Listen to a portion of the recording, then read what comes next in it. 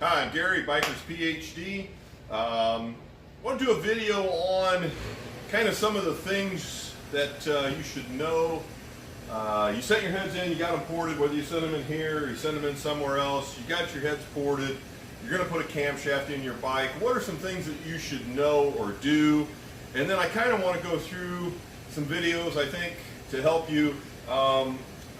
Things to look for when you're putting it together, when you're taking it apart and putting it together. So anyway, so you sent your heads in, you got them ported. If you send them into me or send them into us here at Biker's PhD, this is what they're going to look like. They're going to be in a bag. They're going to be ready to go. These are fully ported. Springs, guides, you know, we've poured them out. These actually been milled, added compression releases, the whole 9 yards. These are in a bag. You take them out, ready to go. Nothing else has to be done. Okay, so you got your heads. You got your camshaft you're going to do, your lifters, you got all your parts laid out. What's the first thing you should do? And I think before you ever tear the heads off, you know, a lot of guys like this guy, he bought an extra set of heads and sent them in, and then he'll take his apart when he gets these back. A lot of guys do that. Before you ever take your heads off, something you should do, I think, before I take anybody's heads off, I always do it. I mean, depending upon what I'm going to do to the job, but if it's just going to put some heads on it and a cam in it, two things I always do, and they're very important, both of them in my opinion, is I'll do a compression check on it, see what the compression is, the cylinder pressure is, and make sure that it's even. So you want to know whether the rings, everything's, whether it's built-in compression, if there is an internal problem or not. That'll help tell you. And then the other one, which is even more important in my opinion, is I do a leak down test. Okay, a leak down test is going to tell you whether your cylinders are sealing up, and whether your heads are sealing up. You'll know where the air is coming. It's vital. If you've got a problem, I see this all the time. A guy will bring his bike in. He sent his heads off somewhere, whether I did them or somebody else did them, and whether he took it to a shop or he did it at home. I see this all the time. A guy will bring a bike in. You know, hey man, I just had all this work done, and man, it's running now. It's got a miss, or it's got this problem, or whatnot.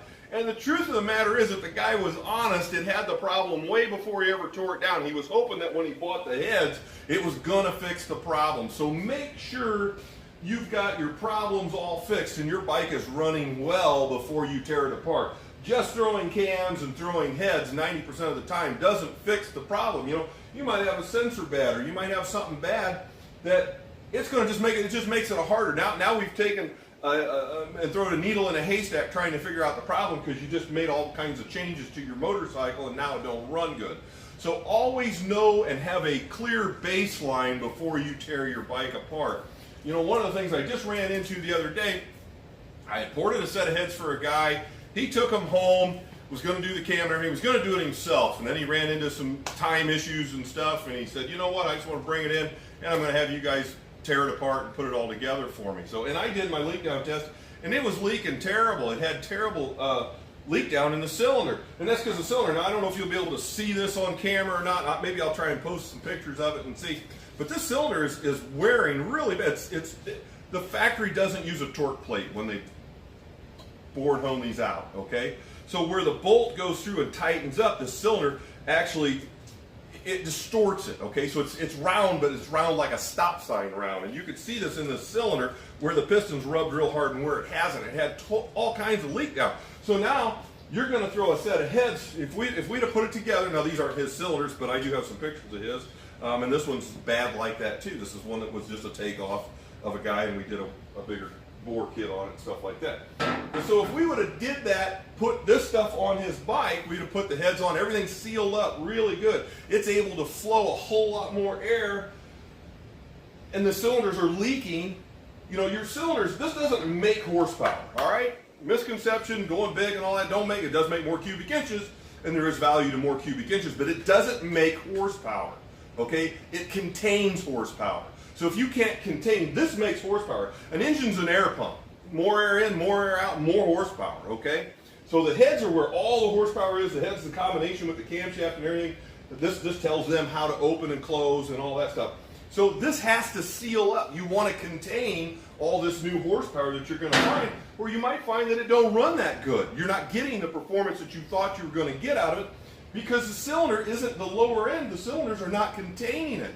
You got an out-of-round cylinder. Now, that doesn't happen in all cases. Some of them are really good shape. You pull the heads off, you port them, you put them back on, and you got a great running bike. But on some cases, they're like this cylinder here, and they're way out of round. So you're going to have all kinds of leaking going by your cylinder. So you want to get a baseline, do your compression check, do your leak down check before you ever take this thing apart, unless you're going to do the cylinders. And then if you're going to do the cylinders, make sure you have it done by a reputable shop. Don't just take it to anybody, because there's so many poor people there's so many bad ways you can do this, that a million ways to skin a cat, and not all of them are any good. So, and we'll get into some of those things, in my opinion, on this. Ring technology, your honing and all that has changed over the years, like computer technology, because of the emissions. Everybody wants a clean environment and all that stuff, so a lot of things have changed. But this has to be able to contain it before these go on. So anyway, and I'm going to get into a video kind of taking this apart. I don't know if I'll do this bike or not, maybe a different bike, maybe do parts on this. And we're going to go through some of the things of taking it apart, putting it together. I think some things that you should look for and do before you want to hop up your bike. You want to get the biggest bang for your dollar. So anyway, I hope you like this video. If you got some questions, send me some questions. Try and answer them the best I can. Anyway, God bless. Have a great day. Hit that like and subscribe button, please. Thanks.